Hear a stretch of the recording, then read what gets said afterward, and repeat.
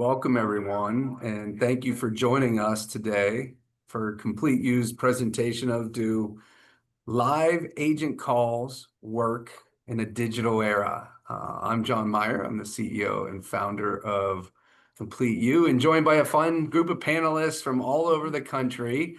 Live from Toledo, Ohio, it's Dr. Tony Bourne, who is the Vice President of Strategic Enrollment Management.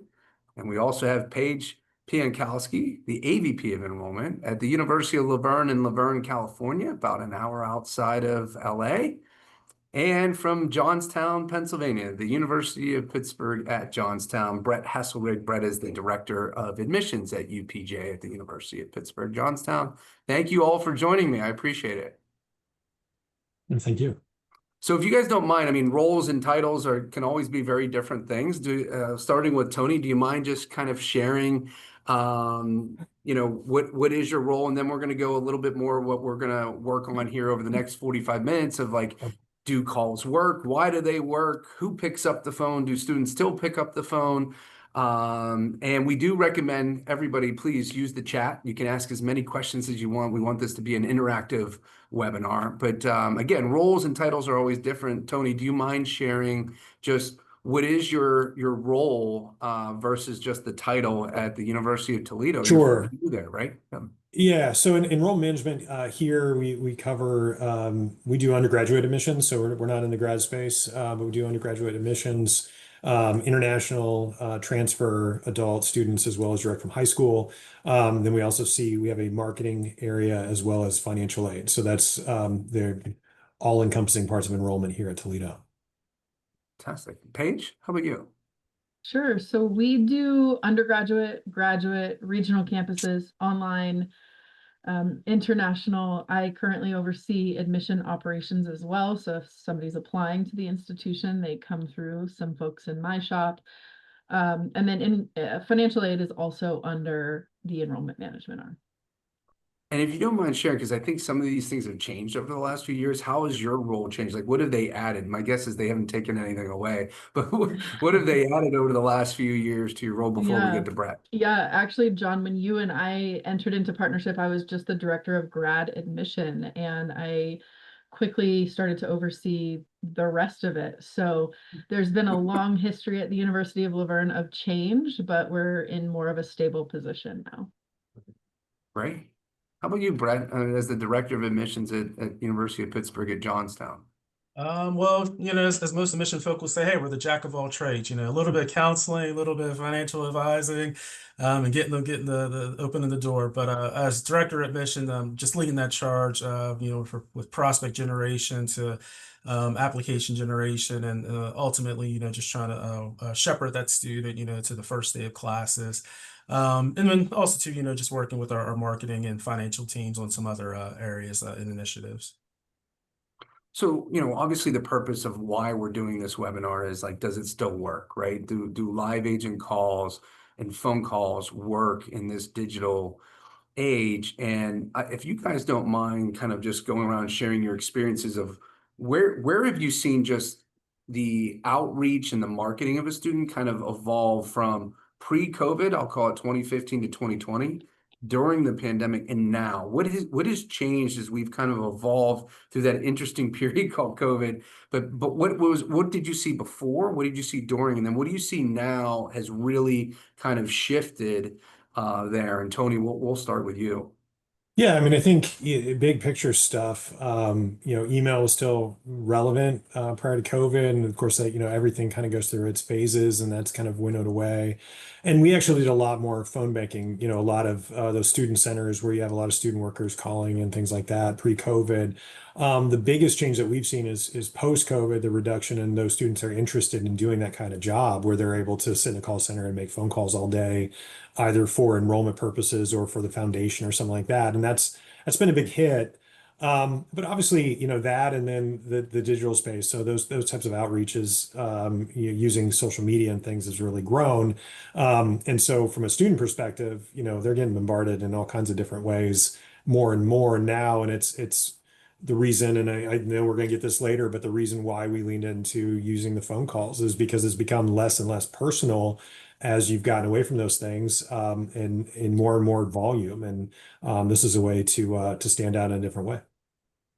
Paige and Brett, how do you try to cut through that noise that Tony was talking about?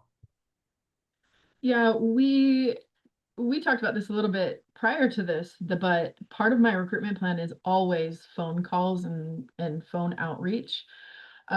There's a couple folks from my team on this webinar, and they could probably attest to the fact that they hate when I tell them a call campaign is coming, but they don't like it because people don't pick up the phone for them. And so when CompleteU came about and John, you came and said, I'm going to make all these phone calls and we're going to enroll more students, we said, let's take the chance. And we started to see more and more folks actually picking up the phone, and the data started to tell us people do want phone outreach.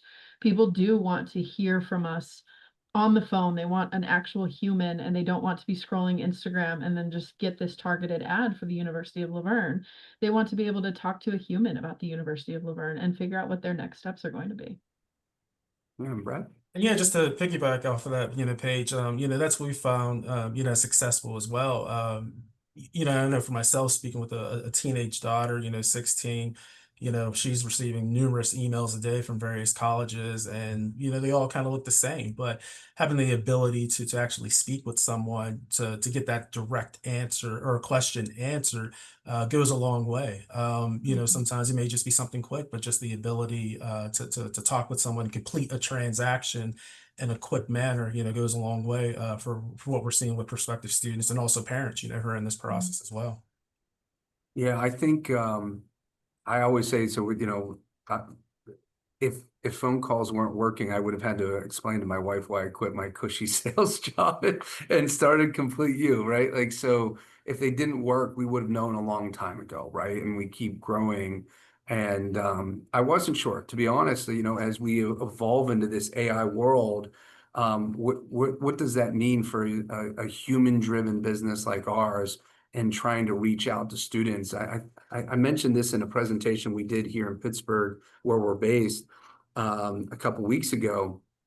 My oldest daughter is 10 years old, and she said, Dad, we were looking at videos together, and one of them was clearly an AI video. We look at all these different, it's just a way to connect together. We watch little videos together, and one of them was an AI video, and unprovoked, she looked at me and she goes, I really don't like AI.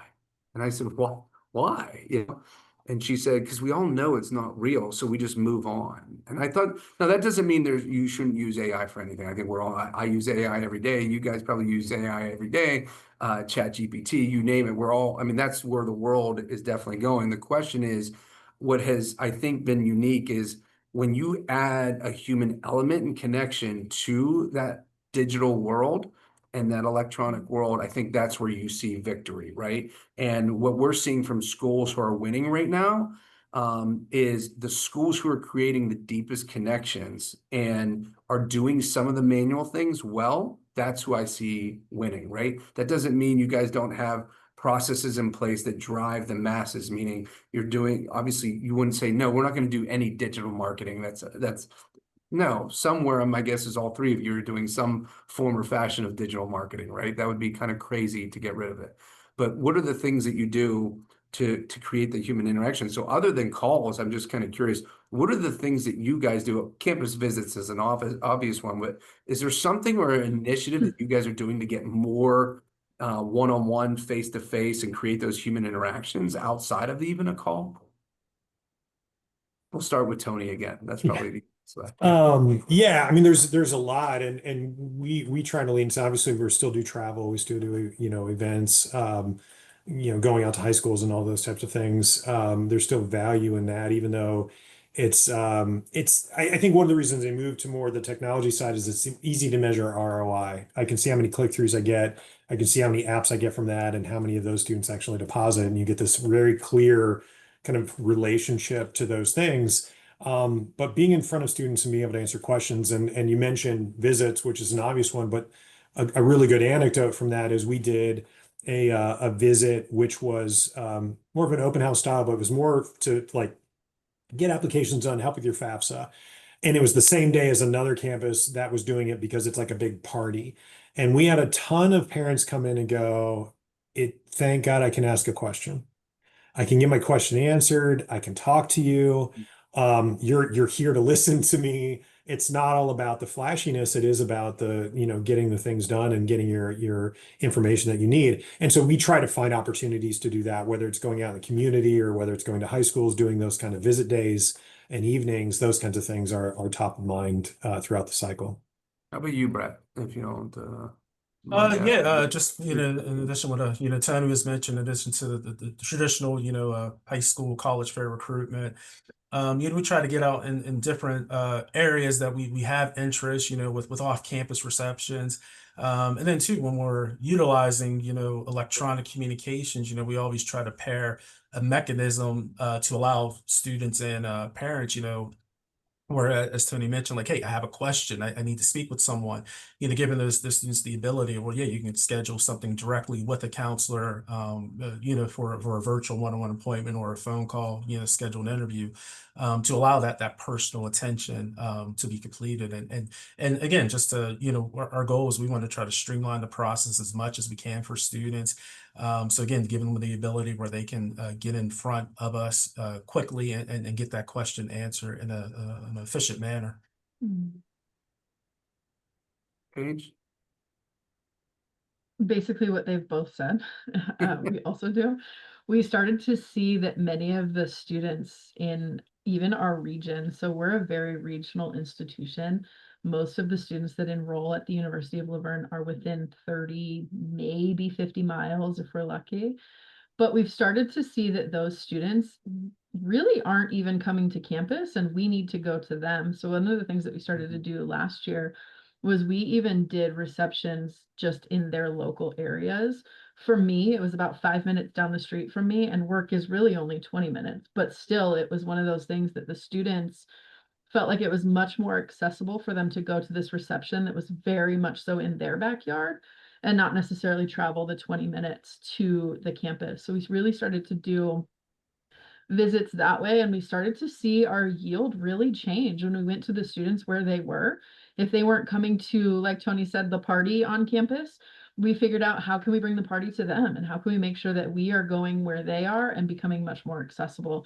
So we were really getting those human interactions by going to where they were and going in the direction they were telling us to go, right? They wanted us in their area.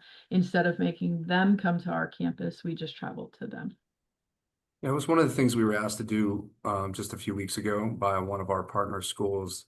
They had 3 different area locations for their receptions, and their goal was to hit 50 attendees, students in each one, or 50 families, if you will. And they hit that goal in 3 different locations. So we have found where we can use our calls to be clear and actionable, whether it's driving an app, driving a deposit, a late deposit. I'll get into some data later, but of what is the action, what's the clear thing, and quick.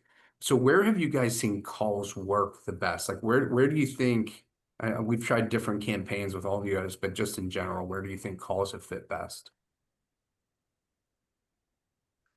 I'll go, since I think I probably have the most unique profile of anybody. I've had CompleteU do phone call outreach for every one of my populations, and we've had CompleteU work on grad, undergrad, a little bit of our regional campuses. Like I mentioned at the top of this, I didn't see phone outreach really working with my counselors. And so I started to wonder, was it that people didn't want the phone outreach, or was it the timing, right? Is it the effectiveness of the call, or is it the volume of the call? Were they making too many calls, or were they just not being effective when they were doing those calls? And what I really started to find was that they just weren't being effective. We cannot call an undergraduate student between the hours of 8 and 2 p.m., sometimes 4 p.m., depending on the high school that they're attending. But oftentimes my counselors were calling them at that time. Well, of course, they're not going to answer the phone. They're in math class. They're not going to be able to pick up the phone because they'll get sent to the principal's office or whatever else it is. And so we had to really understand structuring those phone calls. And that was just a training opportunity that we had. It was training folks on what is going to work and what isn't going to work. We saw on the grad side, sometimes somebody would pick up the phone around noon, but also they were most likely on the grad side to pick up the phone while they were driving home from work to their family. And that was really the sweet spot for us, and some of the data that we got from CompleteU, that they started to see that that sweet spot was that after work hour when people were oftentimes traveling home or getting into that next thing. And that was the only time they really had to themselves as a grad student, that they were traveling to their family and they really only had that bit of time to have a conversation with us about what their next steps for graduate school would be. Yeah. How about you, Brett? Yeah, for us, within Pitt Johnstown, we kind of have two different pipelines, we're working with. We have students who are applying directly to us, inquire, with us. But then we also get a lot of referrals from, the University of Pittsburgh, the main campus. So there itself, we kind of have, sort of two different stories we want to tell. There's the population that's quite familiar with us. But then we also have a large population where it's the first time that they're ever hearing of Pitt Johnstown. And, there's messaging we want to really hit home with those students to reiterate that, hey, we realize Pitt Johnstown wasn't the ultimate choice for you, but there is a pathway for you to ultimately get to that goal. And having this ability really allows us to get that message to the students, and really cultivate them, where we can set up our counselors to really drive home that message even more, after CompleteU has completed the initial contact and scheduling maybe a virtual appointment with the counselor, but really allowing us at the mass level to reach out and communicate with large populations and two different messages that we want to come across. Yeah, thank you for that. And before we get to Tony and your thoughts, I do want to point out, and Brett, correct me if I'm wrong, it feels like regional campuses of Pitt and maybe Penn State, Wisconsin, you go down the line, they have to recruit schools like Pitt Johnstown, like every other smaller institution would have to, where your own pipeline and everything, because maybe those option students that I didn't get into the main campus and I'm now going to look, that seems to be, that might be a population that's not growing. And maybe I'm wrong with that you, like you said, you have to have two different stories. I've got the students that we want to recruit to Pitt Johnstown, and then I also have the funnel that might be coming over from the main campus. Do you feel like you guys have had to kind of pivot a little bit and go more into the aggressive part of the recruitment piece? Like, you can't just wait for those main campus students to fall in your lap. Correct. Yeah. And even too, like I said, with those referrals, we want to be aggressive and showing though too, like that, hey, you're still Pitt, really reiterate, regardless which campus you attend, you're a Pitt graduate, Pitt student. And then walk them through the process in regards to, hey, if this is the nugget to get you here, where you can still eventually get to Pittsburgh, you have that option. Because a lot of those students will have a lot of, options. So again, having mechanisms built where it allows us to get to them quickly and communicate that's great.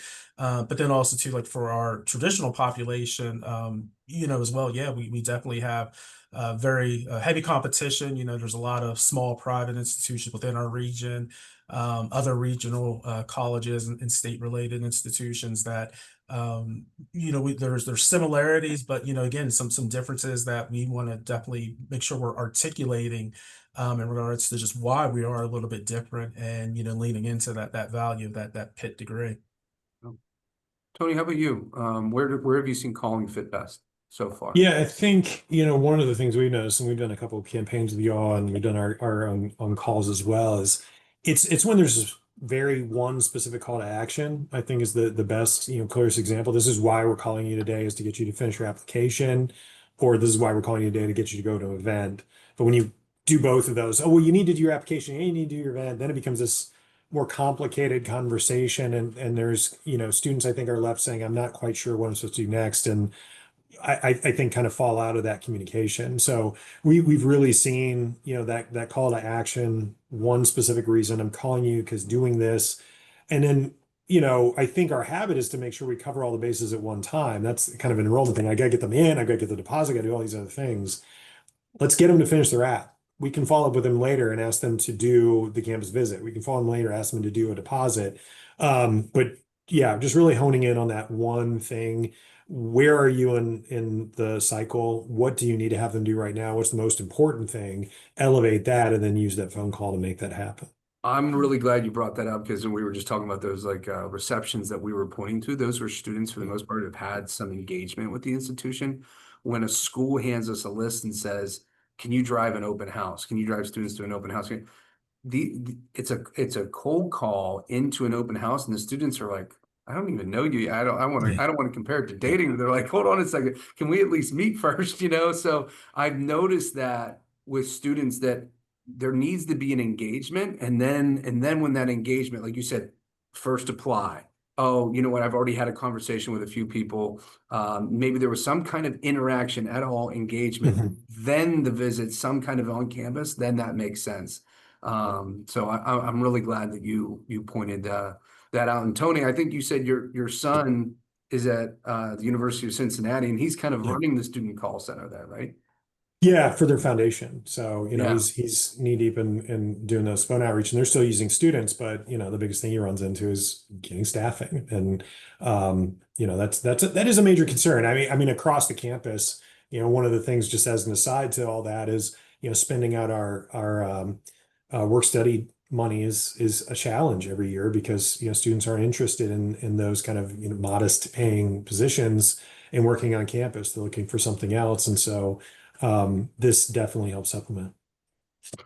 Yeah, I think so. And we try to, elevate those little areas where, Page is a great example, direct admissions, and trying to convince that and thankfully Page has been kind of a forerunner for us of like, if you're using direct admissions, again, a tool that works, but just automatically directly admitting somebody through an email. What if you added a phone call, which feels a little bit more personable and more humanistic and a bigger connection to them? We've done that with you guys. Yeah. Yeah, I can talk about that a little bit. We have partnered as an institution with Niche. I'm sure many folks in higher ed know who Niche is and where they're coming and how they're growing in the marketplace.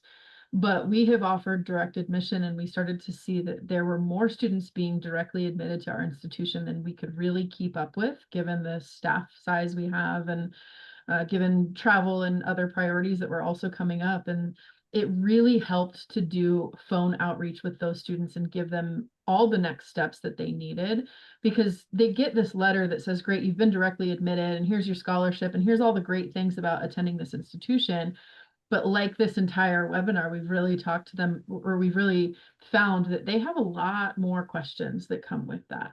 And they just get the paper in the mail that says they've been admitted to the institution. Well, what does this mean? And what do I do next? And how do I pay my tuition deposit? How do I make sure that I can live on campus?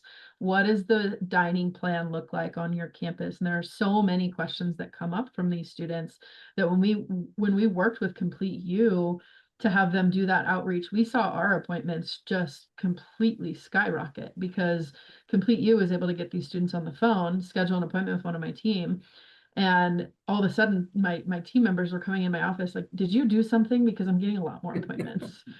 And they were happy about it. It was a great way for them to engage with their students and meet their goals. But they were just like, why do I get all these appointments all of a sudden? Yeah, I like hearing that. I mean, obviously that means we're doing something right, right? And anytime we're making it busy and then all these appointments are coming, that's a good sign. I think we're going to see that trend continue. We've had some discussions with some folks. We also do the same work with Common App and some schools that are using Common App and calling on top of their direct admissions directly admitted students from that piece. One of the big questions, and I guess maybe I was burying the lead here a little bit, is do students still pick up the phone? And I think Paige alluded to this earlier, of like, when are you calling, right? That's a big piece. We find that 20% of the students pick up the phone. So I think it's all in how you look at it, right? And it kind of parlays and transitions nicely to one of the points I want to make of just like budgets today are tight. And my guess is none of you are going to do anything that doesn't provide that doesn't provide a direct ROI year in and year out. So it has to work. And if it's not working, then we have to shelve it.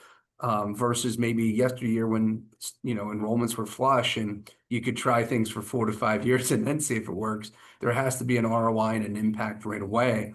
So we found that 20% of the students are picking up the phone, which is fantastic. And, just mind sharing you guys, like budgets being tight and not even just the work you do with us. Can you just share like how quickly you are maybe trying something and then shelving it if it's not there? How about you, Brett, if you don't mind me sharing? The reason I looked at you, Brett, actually, this is a good story, is that the president of the University of Pittsburgh, Johnstown, made it really clear, this better work, John. And he goes, John, this better work because, we're really investing in you guys. Yeah. No, yeah, you bring up a good point, and today's climate, where you don't have enough time, or in this case, you need you have to prove that a quick return. Budgets are limited. I guess to the point too with calling the students when they can be contacted. That there's some trouble or issues that we've had. As a smaller staff, where you have some staff that are exempt, some that are not exempt. Trying to get them to stay later to make those calls, and also monitoring your budget, how much you can pay, and the salaries, things like that. So that's where this has been a big asset to us, where again we can definitely working through the campaign, get in touch with those students at the time when they are picking up the phone, after they're done with an athletic practice, after they're done with their schoolwork and so forth. But maybe that's the time where we're not going to have staff able to make the calls, or in this case when we're in the fall, with staff visiting high schools or college fairs, their schedules are kind of in flux. Having the ability to do so really helps us out. But yeah, we're definitely looking at vendors, looking, again, we wish we can get that guaranteed return, but again, we're real quick to look at what is the bang for our buck, and things that we potentially don't have the ability to evaluate 4 years, something that we're looking to make an instant impact. And those are some things that we've seen or seen with CompleteU in regards to helping with our conversion rates from app to admit to deposit. And then one that we're real pleased with, just 2 weeks ago, we launched the campaign for on-campus visits, and our visits for upcoming open house, increased by about 60%. So things that we can monitor and measure, and see a difference being made. How about you, Tony? Yeah, I mean, I'm always pushing back against that a little bit, of that immediate ROI, because sometimes it takes a few rounds. I mean, our first round with you guys, going back to what I said before about being specific, is we asked you to do multiple things and found that didn't work. So you have to give things a chance, but at the same time, what I kind of lean towards is what's the probability this is gonna work? Is there something else, as we look at that assessment, that there's a reason why? And sometimes you have to gain some steam and figure out what's working for your student type. So yeah, I mean, it's a conversation we always have, and the better we can give that ROI. I mean, if it were to be a home run right off the bat, that's ideal. But a little bit of it is having faith in the people that you talk to. So we had talked before about how many kind of consulting calls do we get a week from people, and it is about the proofs in the pudding. So when you can say, we've done it with these schools, these are the results, and you can be very clear about that, that's a lot more helpful than like, well, I mean, AI is amazing and everybody knows that. It's like, but is your AI better than this one AI? So yeah, that really goes a long way. And there is a part of this position, or these jobs, where you have to be able to go back to decision makers or the president or the CFO and be able to say, this is what's likely going to happen. Here's how we're going to measure it. And then if it doesn't work the way, this is what our plan is, and put those in place. So we're having those debates a lot, constantly right now, especially in schools that are having enrollment struggles. It's got to happen now. But saying, let's give it a chance, let's give it some time, and then we'll see how it goes. We had a couple questions from Karen Palmer. She had just asked if you guys could walk through it. What's the biggest difference, if any, between calling campaigns and effectiveness on undergraduate population versus the graduate population? And then I'll get to her second question about domestic versus international here in a second. But what have you guys seen? I know we don't do any international calling for you guys, but do you do it? And what's that look like? I know the international recruitment space can be a little bit different. We do a lot of video calling and WhatsApp and things like that with our international students. they're actually, I would say of those groups, grad, undergrad, or internationals are actually looking for more of that individual communication. And I can understand why. You're traveling halfway around the world. I want to know where I'm going and what those people are like. So that just stood out to us. Um, you know, of the other group, undergrad or undergrad, it's parents of undergrad, I think is the next we're experiencing. We haven't done, I've done grad in the past, but I'm a little out of that space for a few years. But for us, it's really the students of the or the parents of the undergraduate students that's really answering the phones a lot and has had a good impact. Yeah, we've had that request quite a bit. So yeah, that seems to be a growing population with us as well. Yeah. How about you, Paige? Very similar to Tony. We do a lot of international calling via WhatsApp. We do some slate scheduling with our international students. So we give them an opportunity to schedule an appointment via slate that's a video call, but it's really on their terms. We open up some evenings. It's evenings typically for us, but we open up some of that time, or sometimes it's early morning for us, and we give them an opportunity to do like a Zoom call with us, but it's really scheduled on their time. I would agree that parents are more likely to pick up the phone. And what I've really started to see is in the application, oftentimes the phone number is the parent's phone number and not even the student's phone number. And so when we go to call the student to talk to them about everything, we're actually talking to their parents. And so that becomes an interesting touch point. But we've really seen similar metrics in terms of undergraduate and graduate when we made the simple change of calling people when it's going to work for them. Right. It's never going to work to call a professional probably at 9 o'clock in the morning because they're definitely doing something.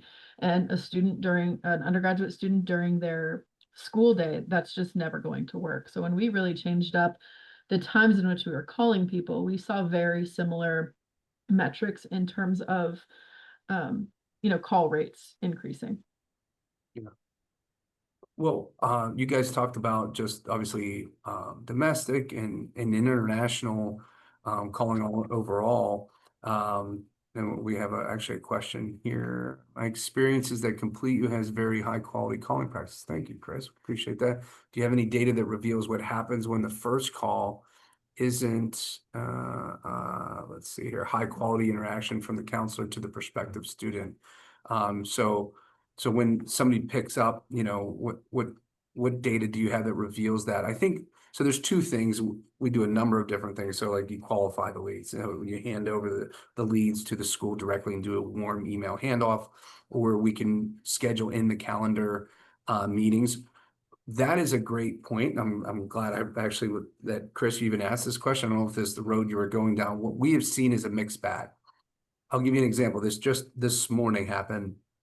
We scheduled, I want to say it was like 85, that's not an exaggeration, yesterday and today, 85 appointments for a school that is a small private school in 2 days.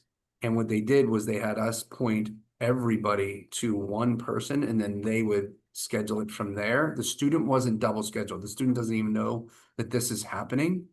And the having that point person was a game changer. Now we want to kind of see what those attendee rates, and I'm getting into the good, the bad. We're very transparent here. Sometimes you can get some no-show rates. Everybody's appetite for no-shows is a little different. So we've seen with other schools, we've had a tremendous amount of engagement when we just do a simple warm email handoff to the other institution, and then let the school kind of take it from there and put it on their own time.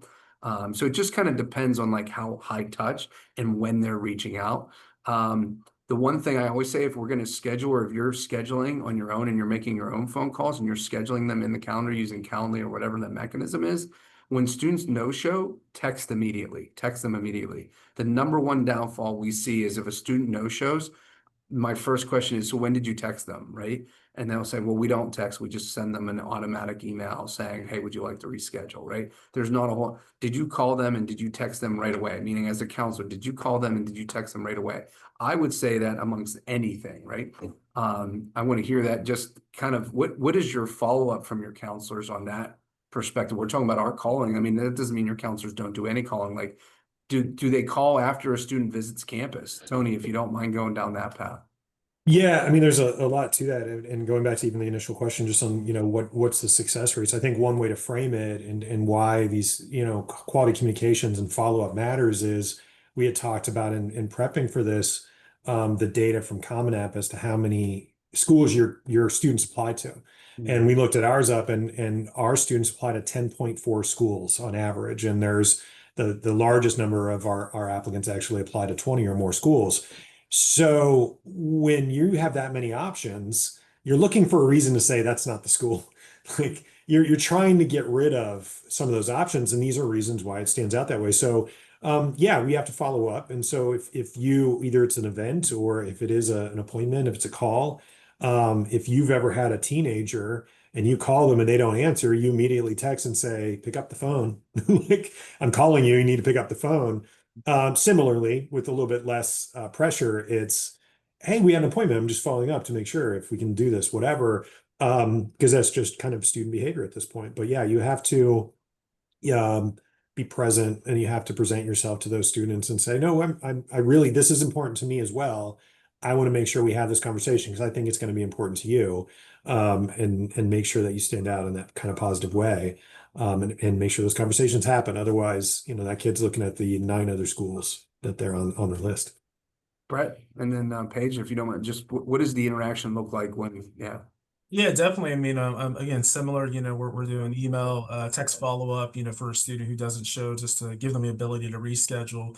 But some things we tried also in advance, that maybe that morning of, we try to, text all of our appointments, for that day, just as a reminder, just because we know students, they're doing things or something that might have been scheduled a week or 2 weeks ago, sometimes that may have slipped the mind, even though, yeah, they may have that calendar appointment. So again, just trying to do a little subtle reminder that like, hey, this is scheduled. We're looking forward to interacting with you. Sometimes, hey, it may jar where like maybe the student can't do it, but allows them to respond. And if need be, we'll reschedule, another time. Again, just allowing that personal touch. Paige? We are a slate school, so similarly to Brett, we will send appointment reminders 20 minutes, 30 minutes before, and just send a quick text. We look forward to seeing you in whatever the modality is going to be. What I always tell my team is if it's not in slate, it didn't happen. So what I also ask them to do is send a follow-up regardless of successful or unsuccessful outreach. So a follow-up, if they did have a conversation with them, here's the things that we talked about, and here's what you're going to do next. If they didn't reach out to, or if they didn't reach them on the phone, they've had to send both a text and email. Hey, I'm so sorry that I missed you. My calendar's free tomorrow at 10, and I'll give you another call tomorrow at 10. And it hopes that we're going to get them on the phone again, but it gives them now 2 more touch points from the counselor specifically. Very good. Yeah, and I know we got a few more minutes here before we wrap up. We were probably going to end a little bit early. I thought it was interesting. I have a good friend of mine who used to work in higher education. His daughter is a senior right now going through the process, and she has visited 13 schools. And not one has called her after her visit. And she brought it up, not him. I thought that was the intriguing thing, that she said to him, Dad, I'm shocked that not one of them has called me. That is completely unprovoked. I know that sounds like we staged this, but I genuinely mean, my mind was kind of, and she really liked about 4 to 5 of them. So it wasn't like, oh, she has one and the rest was just a fun trip. Mhm. So, just curious, do you have that in your arsenal? I know that we all work together, but like calling those students right after they visited. We don't call, we text. We do text students. Thank you for coming. We'd love you to come back, things like that. Just because, again, we don't have the capacity to all the phone calls. Now, we do encourage our counselors to follow up when their travel starts to slow down a little bit. We have some upcoming events that are a little bit larger and try to have them do that. But we do at least try to do one of those 2. We don't do the email because they don't ever see that. So, Yeah, good stuff. Yes. Oh, I'm Yeah, sorry. Same for us. Yeah, we'll do some post email communication, and then we gotta have a calm flow. After depending on the time of the year, we try to build in a follow-up task, whether that be email, text, phone call, just to encourage student along to maybe whatever that next stage will be. If it's maybe a fall visit, if they haven't applied yet, encouraging them to reapply, or to apply for admission. If it's further down the road, hey, hope you apply for financial aid, or maybe making that decision soon.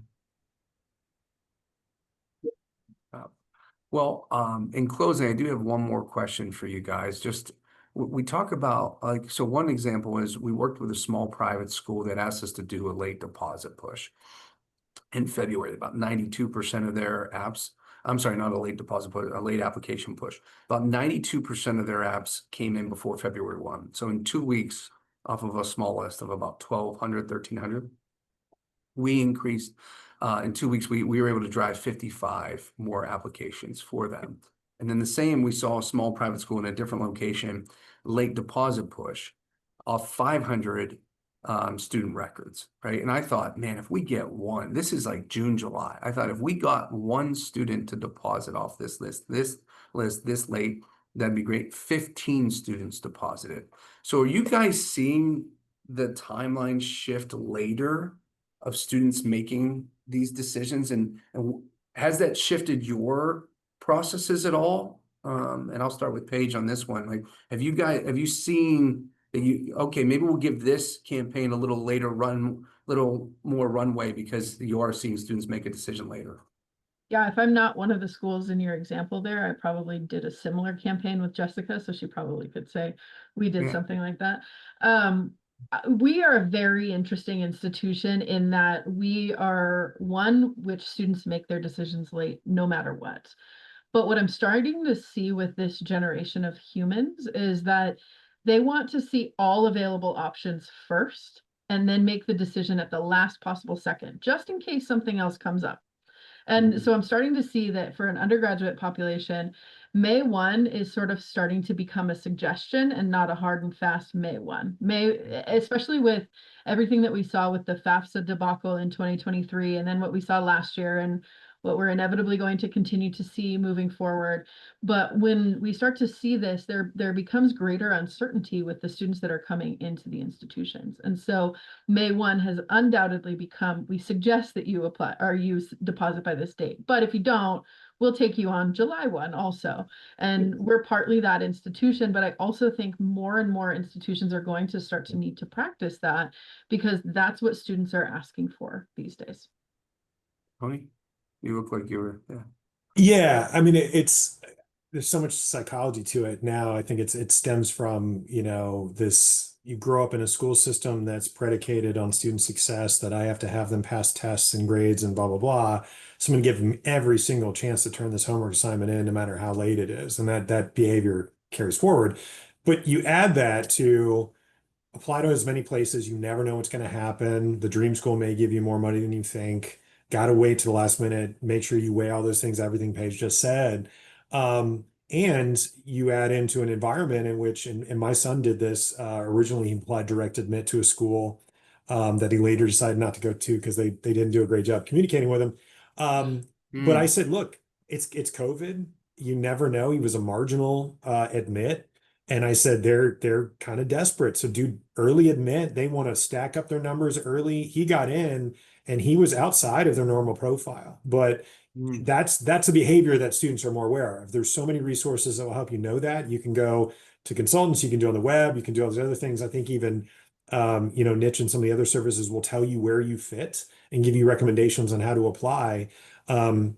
We have more students now along the same line calling us and saying, hey, look, if you can throw me another $500, maybe we'll make this work, and that kind of thing. So it is really a buyer's market. And I think students are aware of that. And so they will push the timelines to see if somebody is opening up a wait list or they can get in, that kind of stuff. It's definitely a different situation. Looking at Brett here, and we're going to wrap up. I do have one quick question that we were asked by Malika Ingram that I'll get to in a second. But Pitt Johnstown's a great example that we had a student that our rep had on the phone, and they were in Virginia, and they were looking at a Virginia state school. And they said, I actually would prefer to go to Pitt Johnstown. I enjoyed my experience and my campus visit more there, but I'm concerned the out-of-state tuition is going to be more than the in-state here in Virginia. And when we ran the math, Brett probably remembers the student that we're talking about, but when we ran the math, it was almost identical. And that's the hard part too, of like walking through that math, obviously, with students of don't just look at, a quick Google search, like dig in. What is the math? What is it saying? And I know Paige goes through that at the University of Laverne, a small private school, like, what is the sticker versus the discounted rate and all that good stuff. So, I know Brett, like you're trying to constantly convince people of like, wait, hold on a second, let's run the full math, so. Yeah, and that's, again, at least one of the campaigns, we utilize you guys for is to discuss financial aid. And, with Pitt, that's where we have a unique program that we want to get in front and really have the ability to explain that, where, we do a match, of the Pell Grant. And, for some of our students, after end of the bottom line, it's your tuition's covered. You're looking at just paying your room and board, or even for some students, everything might be covered. So having the ability and to discuss and give parents the opportunity to look at that financial aid offer and discuss it with the staff member, because sometimes they'll actually be shocked. They don't know that, like, yeah, that minus sign in front of the dollar, that means a refund that's coming back to you. And so having the ability to explain that to the family, they're like, oh, I did not realize that. It really helps out. 30 seconds or less from each of you. We're going to go to Malika Ingram's question. What time slots are recommended to call? That's one of the things I know that we help scale, but if you don't mind, we'll start with you, Brett. What do you think is the best time to call a student? Again, yeah, I think like that sweet spot's probably, maybe between 4 and 7, maybe try to capture those students, right when they get home, and also maybe a little bit later after they finish practices. But yeah, definitely, I think that's probably the ideal time. Tony? Yeah, I agree. 100%. Yeah. 4 to 7, kind of sweet spot around 5 or so, that kind of thing. Paige? Yeah, they took it. So we'll go with that. So Ryan Tracy, who's our VP of partnerships, and I went on a road trip and did like a road show. We went to Eastern PA in New York City, asking each school your evening hours. How many days a week are your counselors around after 4:30 to do anything, right? Like especially making calls, but and we saw that the most successful enrolled school, right, with the best enrollment, hitting goals and everything, was the one that 4 days a week they're there from until 7 o'clock. And so I know that's not easy, so let me point that out, right? So that's why, quite frankly, a business like ours even can thrive and flourish and grow, is because we provide that, and weekend callings in West Coast and East Coast. But yeah, I think that's a key component of meeting students where they are, as Paige kind of mentioned earlier, whether that's virtual or in person. I want to thank each of you, Brett, Tony, Paige. Thank you so much for taking time in like the craziest time of year to do this. So it really means a lot. We appreciate your trust and partnership. I really appreciate everybody's questions, and we hope you found that this webinar was helpful.